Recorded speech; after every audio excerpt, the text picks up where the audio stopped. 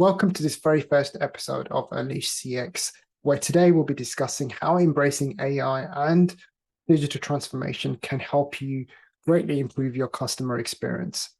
Now, to help me unpack this, I'm excited to have the wonderful Jeff Harling join me, who's head of digital support at Zoom.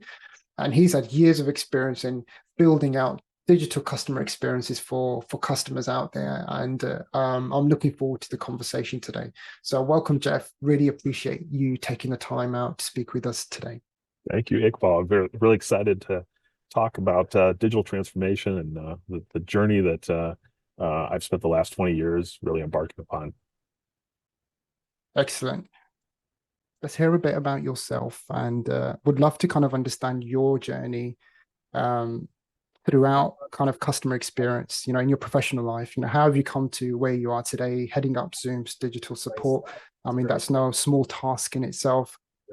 Zoom's seen a massive growth over the last few years, particularly post-pandemic. Would love to maybe hear a little bit about your kind of journey before and after that, and how you've landed where you have today. Yeah, absolutely. So first off, my title is head of digital support for Zoom, as you said.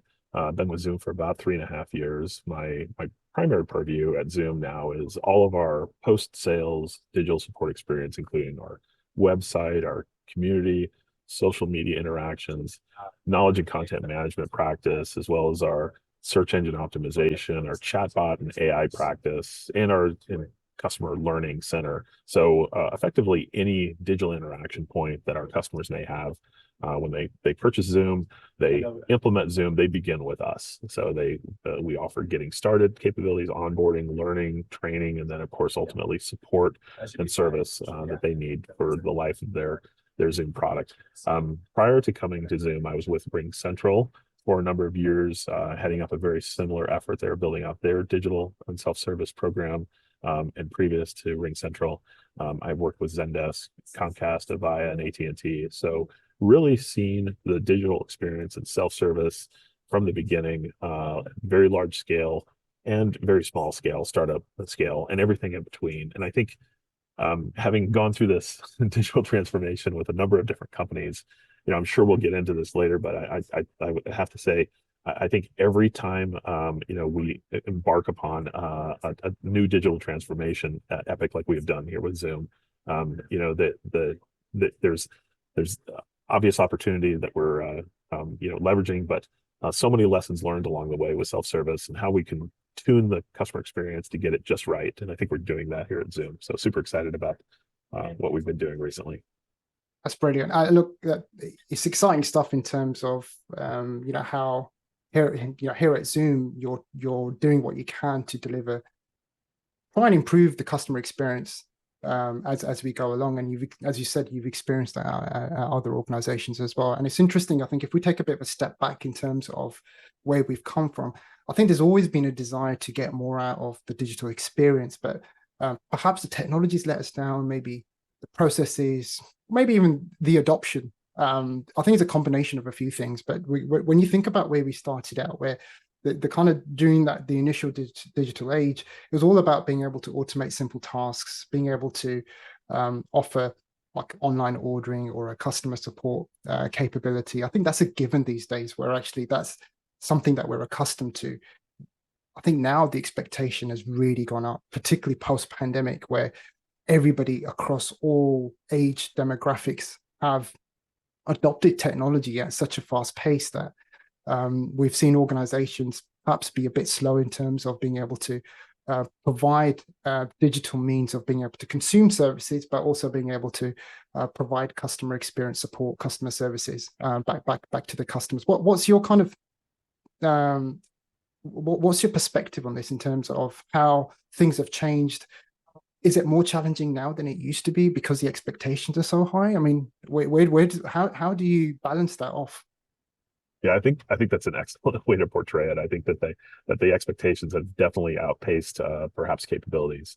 Early on in my career, I started in the self-service space just a touch over 20 years ago, and I can say at that time, we're really getting into new concepts around knowledge management, self-service, accessible directly via a website that was Google searchable, some of the, just when you think about it now, some of the most basic of components, but there was always this promise, this promise of the light on the hill off in the distance that we would have eventually, an automated experience that each customer would be, it would require like minimal to zero effort to really solve their problems, that systems would just know so much about you, would anticipate your every need, and in some cases even solve for issues that you were having that you might not even experienced or realize that you were having at the same time. So all of those promises have really existed, I think, since the beginning of my career, and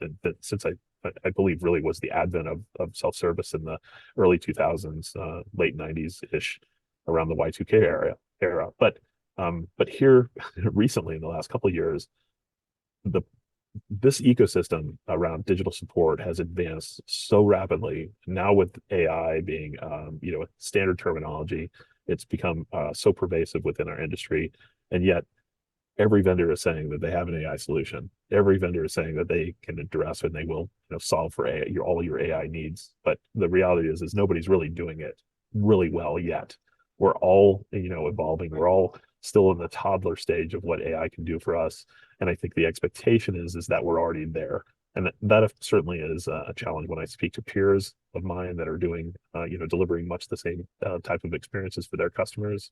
They have the same challenge, that there is still no, after all these years of trying, there's still no magic bullet around, delivering that perfect digital experience that is immediately, just in time, immediately available to customers when they need it, where they need it, and frankly, in the exact, method that they desire. So still, I think a lot of work to Yeah. work through, but the pace is so accelerated here recently with AI and modern transformation strategies. Yeah, and look, the thing is that the technology is moving at such a fast pace that we're seeing a lot of organizations perhaps adopt it too quick. And there's an example recently you may have seen, quite famously, DPD.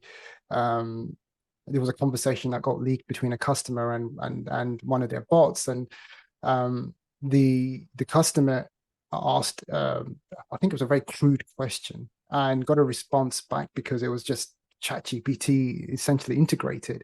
But what happened was that conversation then got leaked, and whilst it went viral, you could argue it was a great PR exercise. The actual customer experience was pretty bad. So there's risks in being able to adopt this technology if you haven't got the right rail guards and the safeguards in place to kind of protect the kind of service that you're delivering. But just going back to your point around self-service, I think a lot of customers and consumers are quite fed up, and they are very skeptic around being able to get what you want from a self-service. It's very rare that, even when I'm engaging an organization, and I know that this is a self-serve solution that they're offering me, I have my doubts on whether I'll get to the right outcome. In fact, I just want to get there so quickly that I just want to speak to somebody. That's always my immediate reaction. And certainly when we're speaking to customers, we're finding the same, is that even though they've spent ages trying to build out a great experience, actually what most people want is they just want to get through to a human being, because they just don't trust that they're going to get the right outcome. And so how do we solve this problem, right? You've got the technology to do it now. The consumer is impatient. They want to get to their outcome as quickly as possible. How do you kind of meet somewhere in the middle? Because it's almost impossible to offer a human being from the start to be able to address everybody in the most efficient way possible. Well, such a good question. I think I think that there's a trust factor that we're certainly dealing with, that especially with this advent of AI recently.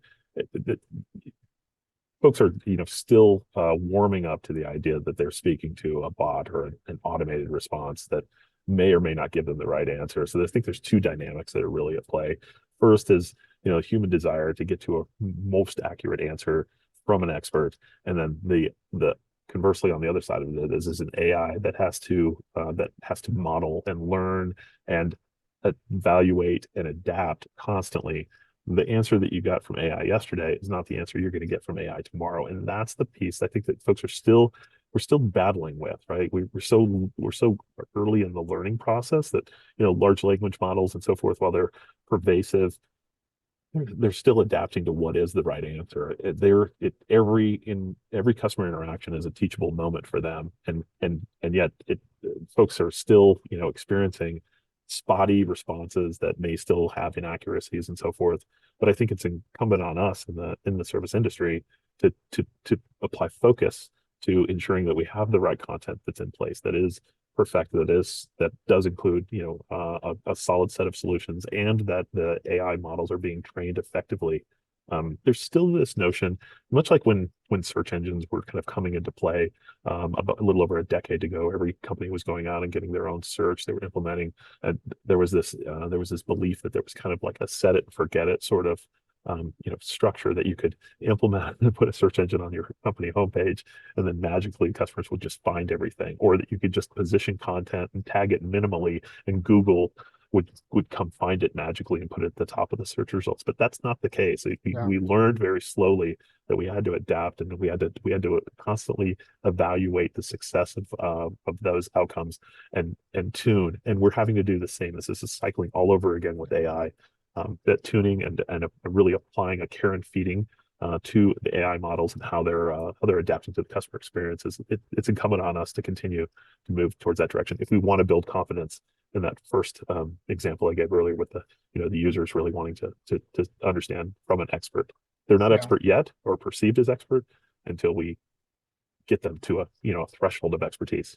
Yeah, and I guess you kind of prove, yeah, you've got to prove yourself, and I think as long as customers see that they're seeing improvements every time they're engaging you, you're offering a little bit more perhaps in terms of how you've improved that. So if you'll continue to fine tune the way you deliver that service, then the trust will build as long as you're not moving backwards in terms of every time I come and engage an organization, I'm being asked the same questions. Like, come on, guys, by now you should know me, right? I mean, and that kind of leads me on to some of the tangible benefits. We've talked about self-service, and look, I believe we've still got a long way to go in being able to deliver a full self-service. And actually, I've had a customer recently who's genuinely trying to replace all agents in their contact center with a self-service solution, and we're kind of pushing back on it. We're saying, look, the technology could potentially deliver what you're asking for here, but to replace every single person in your contact center, that's maybe a step too far, maybe a step too soon. Maybe that's a journey we could go on. But it's kind of interesting to see how so many organizations have a different perspective. And kind of one of the areas that I think really delivers value to the customer is when, as I said, when you're able to offer a bit of a personalized service back to the customer, right? Having that kind of insight and knowledge, maybe using AI to help you gather that data to be able to deliver that personalization. What's your kind of experience in being able to deliver that personal? Because I think it really levels up the kind of engagement you get with a customer when actually you even just calling them by their name. Like sometimes it's just simple things that really make a big difference. It's how you make that person feel throughout that customer journey, and personalizing it. I think just like I said, for me, takes it up another level. And what's your kind of experience around that? Do you think we're there in terms of being able to deliver this now? Yeah, I think we can be. Paul, I think what's so important about this, and a bit of this answer is continuing the thread of building that trust component with end users. For customers to really feel comfortable with an automated solution or a bot solution, a non-human solution, like there's got to be, there's a couple of facets we have to develop. Of course, we talked about expertise. We talked about, accessibility. Of course, the content has to be correct. The answers that are given have to be correct. There has to be also a trust that the answer that they're going to receive, and of course any additional support that they may need for more complex issues, there's a backstop for that ultimately there's an escape hatch that I can get to if I can't get the simplest of if I can get the simplest of answers responded to via a bot or an AI experience, a generative AI experience. If I come with a progressively more complex question, will AI follow me? And if AI cannot keep up with me, will there be, this ability to reach a live human that can address my more complex challenge? Now, I think there's a couple of things that we should consider here. For some organizations that are very transactional, think about banking institutions and credit card companies and so forth. They're fairly transactional. There's probably about 2,000 finite transactions that they typically interact with, for funds and security issues, fraud, so forth. Those are fairly simple and direct. You could more easily automate those. But when you get into the tech space, when you're supporting cloud environments that are integrated, and there's APIs, and there's all of the countless number of touch points that you may be conflicted with, you need there's going to be a consistently more complex answer to that question that the customer is going to come at you with. And you need someone that has more and more expertise. So really what AI is doing is it's addressing the lowest common denominator of issues. And we're slowly moving the bar up as the LLM is evolving. And those agents, those humans that need to be there as the backstop, they have to become more and more expert at the issues that they do ultimately have to address, which yet another challenge because it means that their handle times are much longer, their interaction times are much longer. They're not answering questions in 15 minutes. They're actually taking, in some cases, 15 hours or maybe even 15 days to solve the customer's issue that's highly complex at that point. So there's still going to be ultimately, I think, a need depending on the tech space that you're in. But I don't think that that's something that we can completely escape from in the long term. Yeah, no, it's interesting you say about agents, and we're seeing obviously AI being able to handle maybe some of the more of the mundane tasks in terms of being able to solve some of those issues, which means that you're taking those tasks away from the agents, the stuff that used to happen very quickly, and when you think about automating some more of what the agents do today, the agents have the ability to offer something a bit different back to the customer. Maybe a bit of more empathy. Maybe they're able to do more upselling. Maybe there's a chance to offer more value back to the customer outside of the problem or the inquiry that they've had. And if we are headed in this direction, surely then the metrics that we're used to within the CX space, like you mentioned, average handle time and what else? It's not it's not coming to my mind, but there are first call resolution. First call exactly. Yeah, I think those two are the main ones, right? Average handle time and first call resolution. I think first call resolution is probably still a metric that a lot of organizations are aspiring towards, because the information's all there. We're using AI to try and present the information from the outset, having access to a subject matter expert. So whilst you're on the call with a customer, you're solving that problem. You've got access to everything that you need. But I think particularly with average handling times, I think that's certainly a metric that's got to change, or certainly something that's got to give here, right? Because if you want your agent to be delivering more of a human-centric service back to the customer, then you can't be rushing those conversations, because AI is playing a part already anyhow. So do you think we're there yet in terms of being able to offer that amount of flexibility to agents? Yeah, so my mind is a flutter with all kinds of ideas around this, because I think what's interesting is, we've been talking these last several minutes about, delivering AI solutions to customers to self-solve and to really address the customer space. But I think that, companies are thinking about just putting AI out there for their customers, but how are we leveraging AI internally? I think that honestly, very quickly, there's going to be an imbalance of where the intelligence sits, and that's not going to be with the agents that really potentially need it the most. I think you have to look at applying AI across all spaces, whether it's in sales motions, whether it's in solution engineers or sales engineers motions, it's our support engineers and technicians. Those folks have to have access to AI, if not even better AI than what the customers have, right? Because the expectation, as we've talked about at the beginning of this conversation, has continued to increase. And now if I don't get what I'm looking for from AI, the expectation is now even exponentially higher for the person that I do finally reach. So they have to have the same set of tools. Likely they have access to an entirely a different set of knowledge that may include some bug fixes or other internal only information that would help them to ultimately solve that customer's challenge. You think about AI. AI is pervasive now. Let's just back up for a second and think.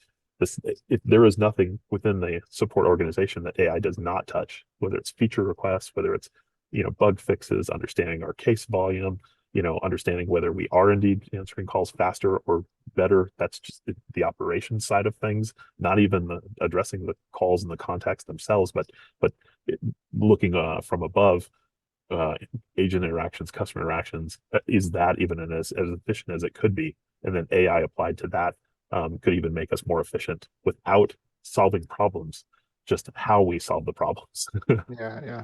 So, It's a minefield, isn't it? I think in terms mhm, of we're kind of we're surrounded by quite a lot of noise when it comes to this, and it's trying to really identify what's the low hanging fruit, what are the quick wins, how do we implement AI in a responsible manner that actually allows us to benefit from AI in different ways. I think it's definitely a journey. Every organization that we speak with, they obviously want to understand the art of the possible, but the reality is this is a journey that actually we're all on at the moment, just trying to kind of find those kind of small wins for now before we get to the kind of end vision of being able to deliver all of the best outcomes for everybody, for the business, the customer. Like that's exactly where we're all aspiring to be.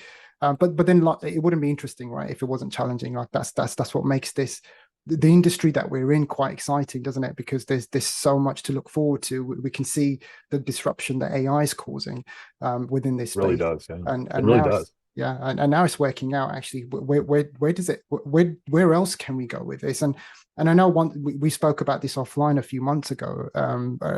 Just around the kind of entire customer journey. I think most organizations think about reacting to customers. So the customer engages you, you then try and offer the best possible experience back to the customer, and then they're gone, they're consuming your service or your products or whatever, but you've got no idea what's going on with that customer.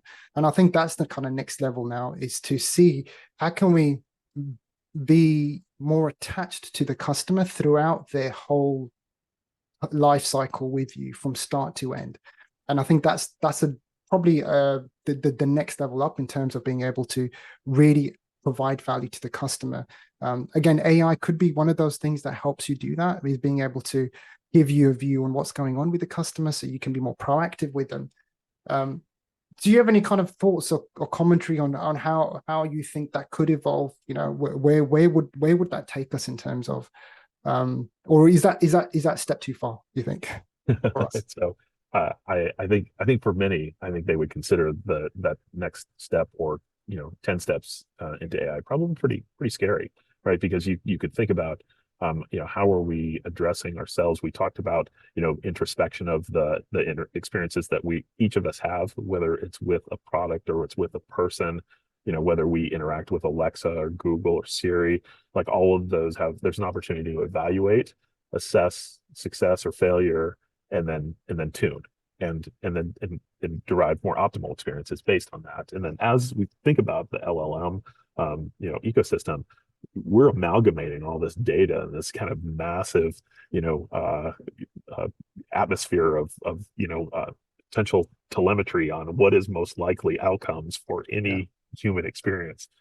This is really esoteric, but like outside of customer support, the idea is that we could probably anticipate what products you will need, what level of usage you may have, what level of satisfaction you most likely will have based on the environments, the particular the budget, the health of your company, et cetera. Like everything can be now anticipated or predicted. So these predictive modeling, potential, I think is probably, like, to me, that is the next stage for AI. Right. We're just answering questions. You come to me with a question, I give you an answer based on a lot of amalgamated responses and derived success.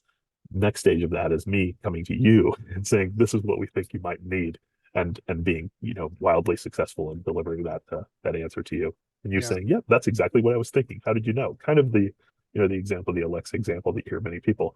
You have a conversation with your wife in the kitchen, and next thing you know, you're seeing that same topic, you're seeing ads for this on Facebook next time you visit the web. yeah. And I think you've got to strike the right balance here, because as a consumer, you're being marketed to, Mm, and these organizations are taking advantage of data on you to be able to sell you more stuff.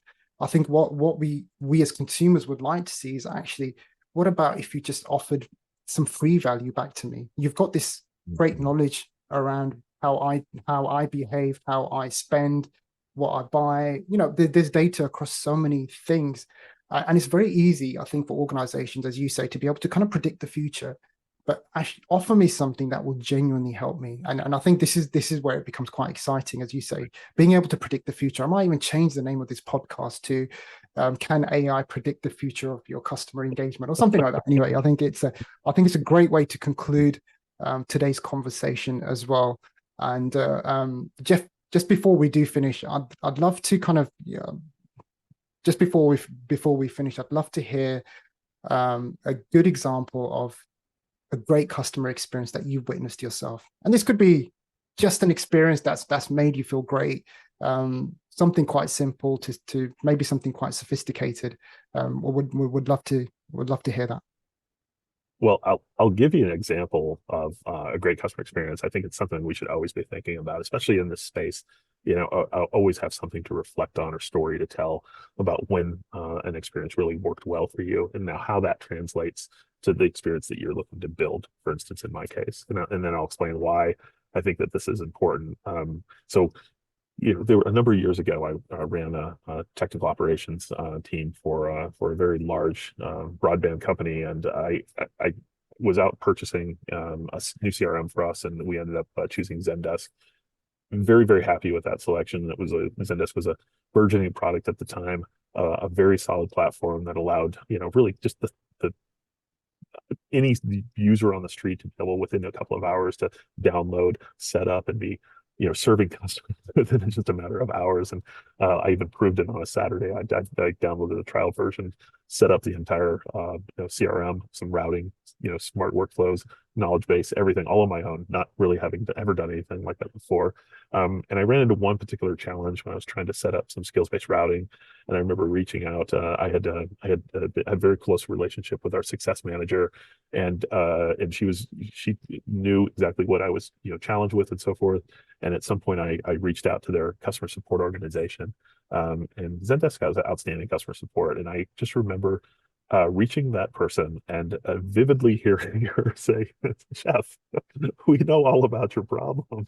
In fact, we've already been looking into this, and we think we have some solutions for what your particular environment was." And I had not even called support up to this point, but it had gotten through the grapevine. It had already been kind of shared that I was having some experiences that were not optimal, and they were ready for me when I came in, and we of course solved the problem ultimately. Now, why I think that is applicable to exactly this experience is because isn't that really what we're trying to build with AI? We're trying to build this model that anticipates and understands what the challenge is, and coalesces around a solution ultimately, without a lot of effort from me. I didn't have to put any effort. Once I contacted support and I let them know who I was, they immediately anticipated why I was calling. They knew the challenge that I've been having. It had already been shared in the background, and ultimately they solved my problem very, very quickly. From my perspective, despite the fact that I'd been dealing with it for a couple of days, the moment that I finally contacted them, they had it solved very quickly. And I think that's, if we think about, again, the coalesced experience that we're trying to build here. Ultimately, I feel like that is what we're duplicating with a potential AI future. Yeah, that's an amazing story. And it's kind of two things that stand out for me. Number one, they exceeded your expectations. And I think that's kind of where you want to be when a customer is engaging you. You want to be able to exceed their expectations, because it kind of creates this wow moment from your perspective. And actually all these years on, you still remember that moment. And the second thing for me is how it actually made you feel. And I think those two things come together really, really well. And if you can find a way where there is AI, where there is actually skilling your people in the right way to be able to kind of be proactive, be more empathetic, and being all of those things, I think combined together can I think meet those expectations, or exceed those expectations in this case. Well, Jeff, look, really appreciate your time today. That was a fun conversation, really insightful, and would love for you to join me again for a conversation. Maybe we can take this in a different direction completely, but that was really useful, and I really, really appreciate your time. Thank you. Thank you, Iqbal. I really appreciate you allowing me to come in here and talk all about this. I'm happy to come back and continue the conversation. Thank you so much. Wonderful. Look forward to it.